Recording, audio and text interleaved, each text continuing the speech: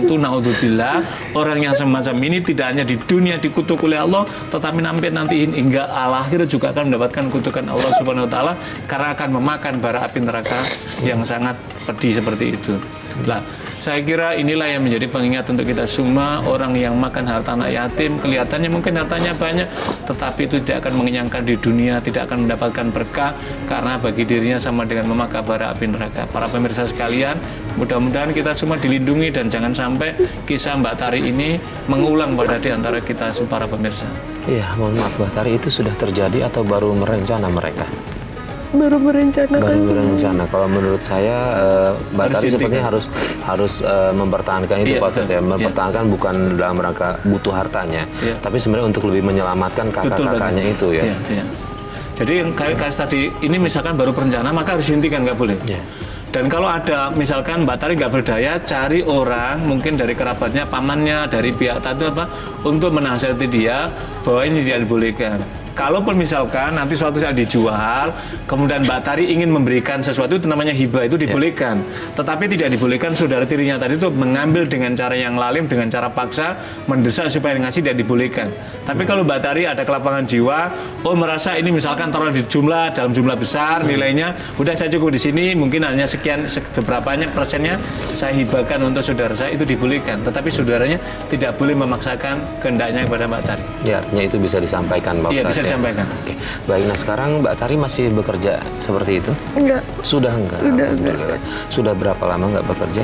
Udah 4 tahun setengah. Sudah 4 tahun setengah. Terus kemudian memberikan nafkah ke ibu melalui apa? Pekerjaan apa? Dari suami. Dari suami, artinya Mbak Tari sudah menikah. Setelah itu, mohon maaf, setelah dari yang kerja di biliar itu, kemudian menikah, baru berhenti. Iya, saya bertemu dengan lelaki di tempat itu. Dia bilang, keluarlah kamu dari kerjaan ini, saya akan membiayai kamu dengan uang halal, dia bilang gitu. Dia bilang gitu. Oke, berarti dari suami tetap Mbak Tari tetap kirim uang lah istilahnya ke ibu ya. Nah, kemudian suami menerima masa lalu Mbak Tari. Apakah Mbak Tari bercerita masa lalu Mbak Tari atau tidak? Cerita. Reaksi suami apa? Dia nerima apapun, dia nerima dengan lapang dada ya pasti. Lalu kemudian Mbak Tari datang ke sini, ada yang masih mengganjal ke dalam hati Mbak Tari sehingga Mbak Tari datang ke Tawakal dan ingin mendapatkan jalan keluar nih dari Pak Ustadz? Saya cuma pengen biar kakak-kakak saya sama mama saya tuh berubah sifatnya, jangan seperti itu lagi gitu. Karena di sini saya juga berjuang, di sini juga saya susah gitu, jangan tahu enaknya aja. Saya pengen dia tuh ngerti gitu, ngerasain susahnya kita tuh kayak gimana. Apalagi sudah punya suami, saya juga nggak mau jadi ngebebanin suami. Saya juga cuma pengen ngerti, bahkan ngerasain apa yang saya rasain biar bisa berubah sih itu. Oke, baik Pak Ustadz, ini keinginan dari Mbak Tari yang mulia. Dia tetap nggak mempermasalahkan yang lain-lainnya. Dia cuma pingin kakak tirinya dan juga ibunya ini mencoba mengerti dia, mencoba tahu lah gimana rasanya sulit mencari uang, jangan terlalu membebani. Tetap Mbak Tari nggak berhenti kan ya untuk memberikan nafkah kepada ibu ya. Ini gimana ya Pak Ustadz? Yang pertama memang ini berat, tapi harus punya kelapangan kebesaran jiwa. Mengadu pada siapa? Curhat pada siapa? Curhat pada Allah Subhanahu wa taala.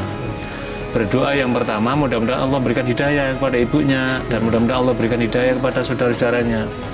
Yang kedua, saya kira kita mesti harus belajar melatih, mendewasakan saudara kita. Caranya apa? Caranya adalah dengan tidak memanjakan, apalagi dia udah dewasa. Jadi kalau Mbak Tari, kewajiban Mbak Tari ini hanya kepada ibunya.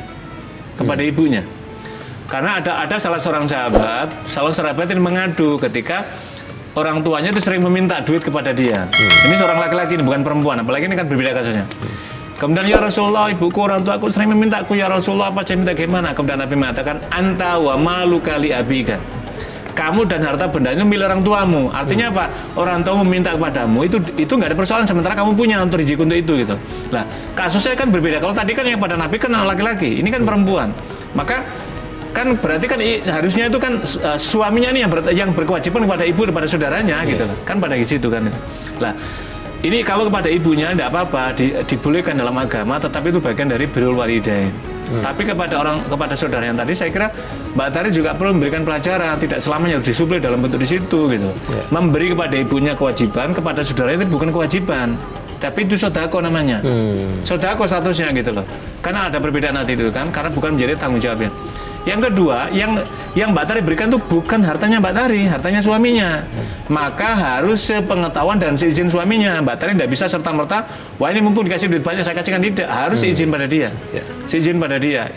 Itu penting untuk digarisbawahi. Kalau kepada ibunya tidak apa-apa, gitu. Tapi kepada saudara yang tadi itu harus izin kepada orang tuanya. Yang ketiga, sesungguhnya Mbak Tari tadi bukan untuk memutus pada tadi, tapi memberikan pelajaran kepada saudara yang tadi supaya dia juga melatih kepada kemandirian gitu, dan saudaranya supaya mengerti bahwa Anda hubungan dengan ini tuh bukan hubungan saudara kandung, tidak serta-merta kemudian seenaknya dimintai, sementara kan ini kan bukan orang kaya raya dalam mana melimpah hartanya, ini kan hartanya suaminya, maka tidak bisa serta-merta kemudian seenaknya untuk seperti itu. Jadi Mbak Tari juga tadi bukan pelit, tapi ini bagian dari nilai pendidikan. Mbak Tari mengajarkan kemandirian kepada saudara, dan ini juga bagian yang dituntun oleh agama. Nah, Mbak Tari, apa yang tadi Mbak Tari utarakan di sini sudah pernah disampaikan ke Ibu belum sebelumnya? Belum pernah sama sekali. Kalau menurut saya nggak ada salahnya Pak Ustadz menyampaikan ini ke Ibu, siapa tahu Ibu jadi terbuka hatinya gitu, karena kan Ibu pikir Mbak Tari punya segalanya gitu. Nah, dalam itu selama ini Ibu juga apakah pernah ngomong mengenai masa lalunya Ibu ke Mbak Tari? Nggak pernah. Nggak pernah bilang? Nggak pernah sama sekali. Nah Pak Ustadz, kalau soal masa lalu Ibu sendiri nih Pak Ustadz, apakah boleh Mbak Tari untuk mengingatkan dia, mana tahu karena perlakuan yang lalunya itu Pak Ustadz? Jadi mungkin kepada ibunya mungkin mengingatnya harus secara halus. Pertama, jangan sampai niat baik kita itu kemudian menimbulkan rasa sakit orang tua. Karena Al-Quran kan diingatkan, cara mengingatkan orang tua itu bagaimana, mungkin bisa melalui saudara ibunya. Kalau misalkan masih ada pamannya dari ibunya, berarti paman manggilnya, itu bisa ingatkan kalau tidak mempan. Tapi kalau tidak ada paman lagi, saudara yang dituakan, mungkin bisa mengingatkannya apa? Kita berkewajiban menyelamatkan keluarga kita. Al-Quran kan menjelaskan, ya ayyuhalladzina amanu qu anfusakum wa ahlikum naro. Wahai orang beriman, jagalah dirimu dan keluargamu dari sentuhan api neraka. Mohon maaf, ibunya tadi kan punya pengalaman masa lalu hitam. Apa caranya? Ajak, nasihatkan, diajak untuk bertaubat. Caranya apa? Nggak usah, Mama harus bertaubat. Tidak.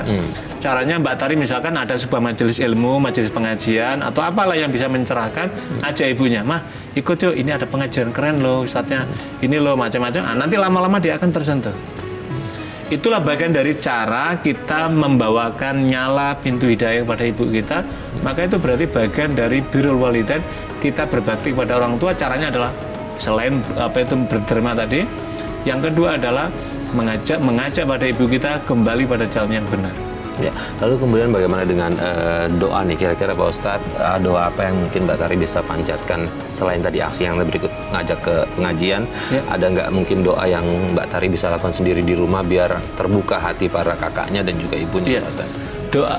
Doa memang tidak ada secara spesifik misalkan, tapi kan ada doa Robbi firli wali walidayya warhamhuma kama robbayani shoghira.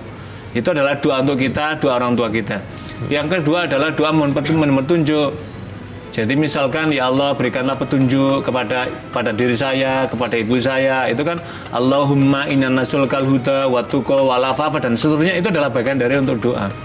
Yang ketiga bisa juga melalui doa-doa bacaan wirid, seperti misalkan Al-Fatihah diulang-ulang, dibaca, bahkan minta kemuliaan dari Al-Quran ini untuk kita, keluarga kita. Kemudian surat-surat pendek. Jadi Mbak Tari mohon maaf melatih membaca ayat Al-Quran ini dan kemudian memohon kepada Allah mudah kebaikan ini sampai kepada ibu kita, sehingga ibu kita di sini. Kita ingat sahabat Umar bin Khattab sebelum masuk Islam tersentuh hidayah Allah itu melalui lantunan ayat Al-Quran. Mungkin ketika ke rumah ibu dengan mengaji, mungkin dia, kamu kok mengaji? Terus pelan-pelan nanti kan dia akan tersentuh. Kemudian ibu yang selain kita bawa ke pengajian tadi. Mudah-mudahan dengan cara itu, yang penting Mbak Tari jangan pernah berputus asa, mendoakan orang tua, mudah-mudahan Allah memberikan hidayah pada orang tua agar ia mau merubah keburukan ini menjadi kebaikan. Amin ya rabbal alamin. Terima kasih Pak Ustadz atas semua nasihatnya. Buat Mbak Tari, coba tadi apa yang disampaikan Pak Ustadz coba diamalkan. Kita sih kesini senang melihat Mbak Tari punya hati mulia, ingin mengembalikan ibu dan kakak-kakaknya ke jalan yang benar. Terima kasih Mbak Tari sudah berbagi cerita kita. Mudah-mudahan ini bisa menjadi pelajaran buat pemirsa di rumah ya.